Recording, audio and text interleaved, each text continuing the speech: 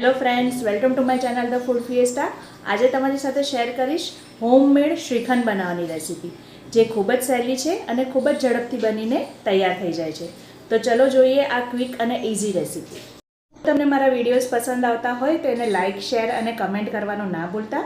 અને અગર જો તમે મારી ચેનલ પર નવા છો તો જરૂરથી એને સબસ્ક્રાઈબ કરી લેજો. ચાલો તો આજે તમારી સાથે શેર કરીશ અલગ અલગ 4 ફ્લેવરનો શ્રીખંડ બનાવવાની રેસીપી. તો સૌપ્રથમ મેં અહીંયા 500 ગ્રામ જેટલું દહીં લઈ લીધું છે. હવે મારી પાસે એને બાંધવા માટે કોઈ કપડું નથી, તો હું અહીંયા એક ગળણીનો ઉપયોગ કરીશ. હવે આ ગળણીને હું એક વાડકીની ઉપર મૂકી અને એમાં બધું જ દહીં કાઢી લઈશ અને એને 2-3 કલાક માટે સાઈડ પર રહેવા દઈશ. 2-3 કલાકમાં જુઓ એમાંથી સરસ બધું પાણી છૂટું પડી ગયું છે અને આપણને એકદમ ઘટ્ટ દહીં મળી ગયું છે.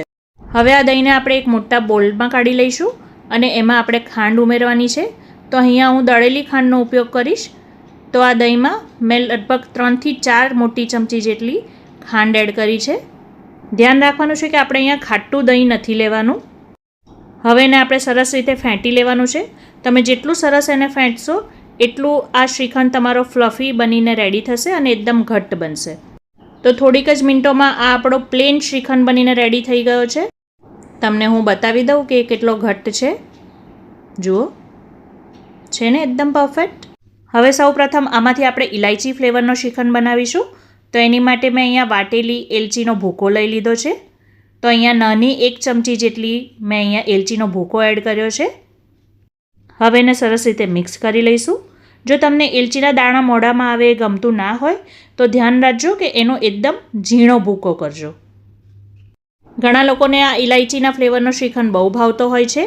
તો ખૂબ જ સિમ્પલ છે એને બનાવવાનો. અને તમે જોઈ શકો છો કે એકદમ બહાર જેવો બની અને પરફેક્ટ રેડી થશે. હવે થોડો શ્રીખંડ મેં બીજા એક બોલમાં કાઢી લીધો હતો અને એમાં હું એડ કરીશ સ્ટ્રોબેરીનો પલ્પ. તો અહીંયા મારી પાસે ફ્રેશ સ્ટ્રોબેરીનો થોડો પલ્પ હતો, તો મેં એને એ એડ કરી દીધો છે. અને જુઓ, મિનિટોમાં જ આપણો આ સ્ટ્રોબેરી ફ્લેવરનો શ્રીખંડ બનીને તૈયાર થઈ ગયો છે. હવે આપણે જે ત્રીજી ફ્લેવર બનાવવાની છે એનું નામ છે અમેરિકન ડ્રાય ફ્રૂટ્સ. તો એની માટે મેં પ્લેન શ્રીખંડમાં તૂટી ફ્રૂટી એડ કરી છે, કાજુ અને બદામની કતરણ એડ કરી છે અને થોડી ચોકો ચિપ્સ એડ કરી છે. તો આ આપણો અમેરિકન ડ્રાય ફ્રૂટ ફ્લેવરનો શ્રીખંડ બનીને તૈયાર થઈ ગયો છે. અને હવે આપણે ચોથી ફ્લેવરનો શ્રીખંડ બનાવવા જઈ રહ્યા છે અને એ છે મેંગો ફ્લેવર. તો એની માટે મેં અહીંયા ફ્રેશ મેંગોનો પલ્પ એડ કર્યો છે અને બસ એને કરી દીધો મિક્સ. તમે આની જગ્યાએ ચીકુ, બેરીઝ, પાઇનેપલ, બનાના આ દરેક ફ્લેવરના શ્રીખંડ બનાવી શકો છો. બસ તમારે જે ફ્લેવર બનાવવી હોય એ ફ્લેવરના ફ્રૂટનો પલ્પ આમાં એડ કરવાનો છે. બસ બને ત્યાં સુધી ફ્રેશ ફ્રૂટનો પલ્પ યુઝ કરજો. કોઈ આર્ટિફિશિયલ ફ્લેવર એડ ના કરતા.